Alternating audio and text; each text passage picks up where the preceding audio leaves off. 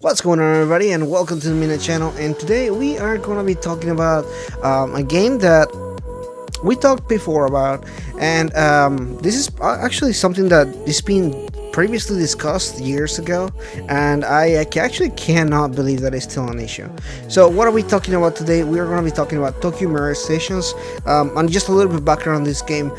This game is a co-op game between, not co-op, but like a combination of a Fire Emblem and Shin Megami Tensei. This game previously announced, people, there was a lot of hype behind it, but there was a lot of stuff that people didn't like about this game particularly.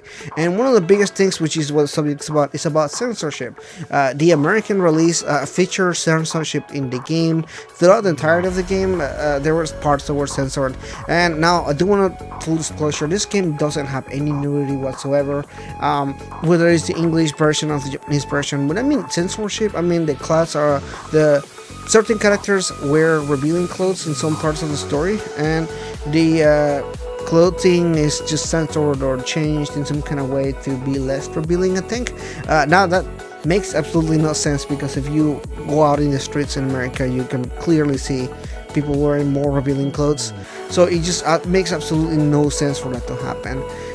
But anyway, moving on to the actual story, it looks like the American release, as well as the rest of the world, is gonna be enjoying that Western, family-friendly, censored edition of the game, including Japan. That is actually quite a surprise for me, and maybe others as well. So I just don't understand why. It's absolutely no reason for that, and it's just kind of one of those things that I wish I understood a little bit better, because there's no reason for that.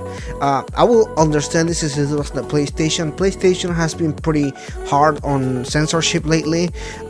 However, it's interesting to note that this game is a Switch only game, so I don't know if this is a move from Sony, or is this a move from Atlas that makes the game, or who exactly is putting this censorship in here, because it's absolutely not necessary.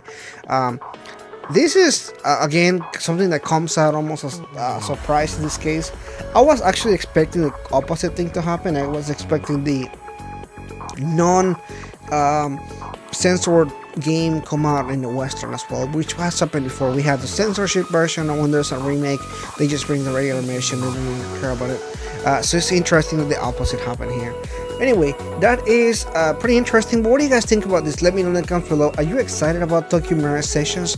I'm definitely excited. I love the Switch, and I like the game on the Wii U. It wasn't definitely the best game ever, but I did have a lot of things that I really thought about the game. That is it for today, guys. If you're new, please consider liking and subscribing. But that is it at that point. Just the news, giving you some little bit of update there. If you have anything to say about this, please let me know in the comments below. Again, I'll see you next time.